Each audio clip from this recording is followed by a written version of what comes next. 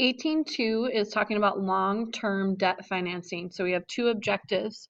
You need to be able to identify the components of a loan application, and you need to be able to journalize transactions related to long-term financing. So our key terms, first when we're talking about applying for a business loan, capital is just the assets or financial resources available to a business. When we talk about capital expenditures, those are purchases of plant assets used in the operation of a business. And then collateral. Collateral would be assets that are pledged to a creditor to guarantee repayment of a loan. So that's like when we get a loan from a bank, we might put up our car for collateral. So if we don't repay that loan, the bank then is able to take our car. I'm not going to read through all of these. When we are applying for a business loan, though, we usually are going to have these sections. So use of funds, business experience, market demand, financial projections, collateral, and capital profile.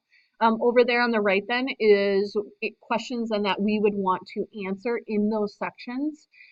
This is really what's going to interest those bank officers. This is what's going to get us our loan or not get us our loan. So it's important that we're able to answer those questions. And we're able to make it very clear that we're going to be a successful business if we want that business loan.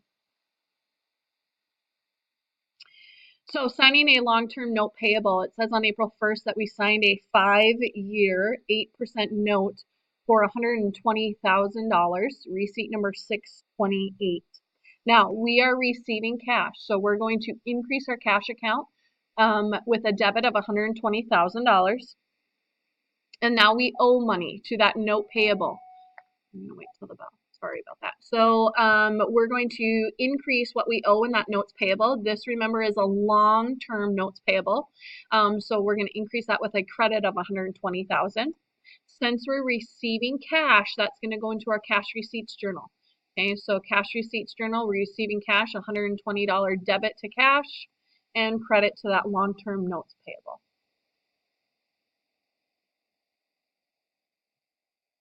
Okay, making a monthly payment on a long-term note payable. We see that we have our different payments. So first of all, let's look up here actually. The amount that we borrowed was $120,000. It says the term of the note. So we have a 60-month note, which if we figured that out, that would be 5 years if you remember from the last slide. The annual interest rate was 8%. So that tells us that our monthly payment is going to be $2,433.17. Okay, so we're making that payment every month. Now, this is showing us when we look here, here's our beginning balance on May, or in May. Here's what we had then accrued of interest. Here's then the principal and then the ending balance.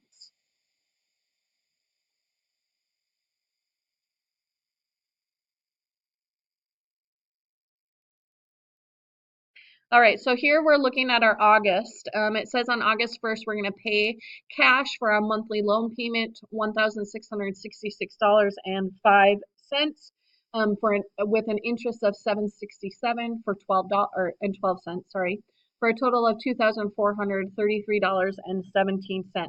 Now, I'm going to go back again. When we look, we just got that information off of this chart here. Now, when we add our interest and our principal, that's going to give us our total amount. I'm going to go back again. Notice we said that that was our monthly payment. So that is the interest plus our principal.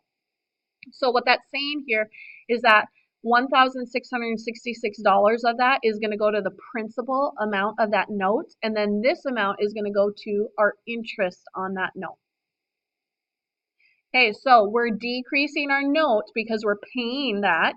Now, again, we're going to decrease only for the $1,666 because that's just for the note. We're then going to increase our interest expense because we paid $767 in interest. And then we paid a total of the $2,433.17, so we're going to decrease cash with a credit. We're paying cash, so that's going to go into our cash payments journal. Okay, and we have our debit to long-term notes payable, we have our debit to interest expense, and then we have our credit to cash.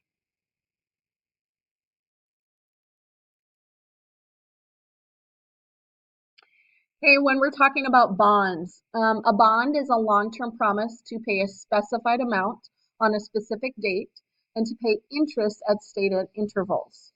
Bond issue is all bonds representing the total amount of a loan. The process of selling bonds is a lot of times referred to as issuing bonds. The face value would just be the amount to be repaid at the end of the bond term, and then the stated interest rate is the actual interest rate that's used to calculate the periodic interest payments.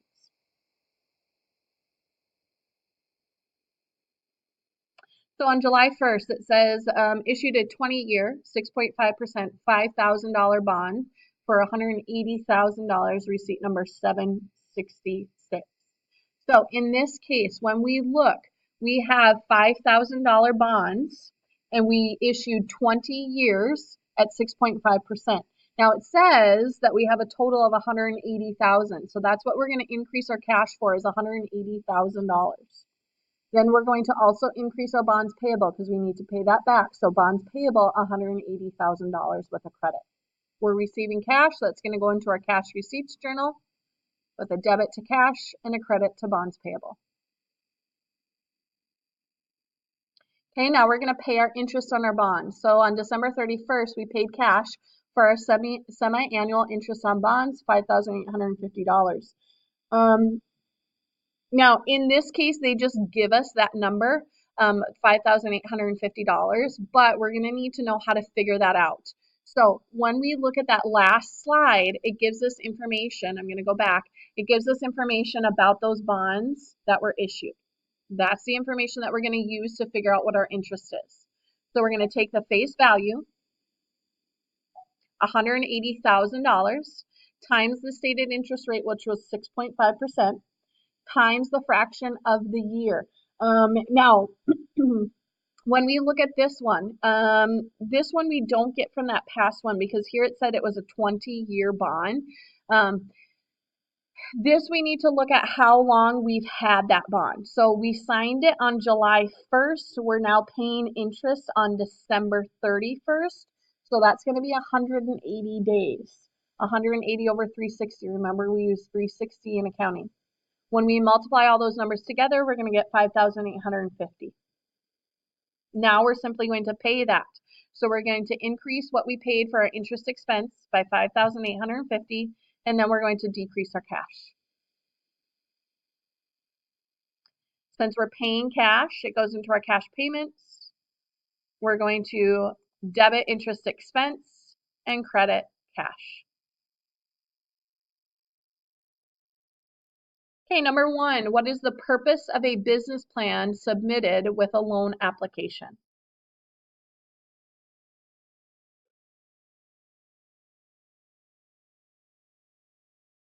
This is to convince the bank that it can repay the loan. So remember, we want to make sure that we're able to answer all of those questions in that chart to show that we are confident we will be a successful business. Number two, what can happen to collateral if a borrower is unable to repay a bank loan?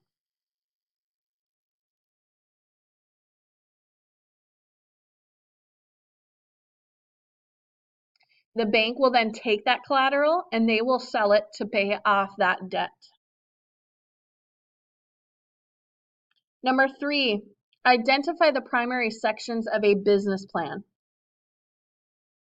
This was then that chart that we were looking at. Okay, so we need to talk about our use of the funds that we're going to borrow, our business experience, the market demand for our business, financial projections, so what we estimate will happen, our collateral, and then our capital profile. Number four, investor A sells a bond to investor B just days before the interest payment is made. Which investor receives the interest payment?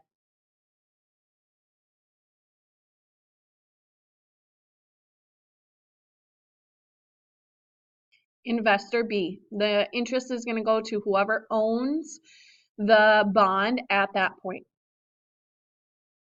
Number five, what are two common differences between notes payable and bonds?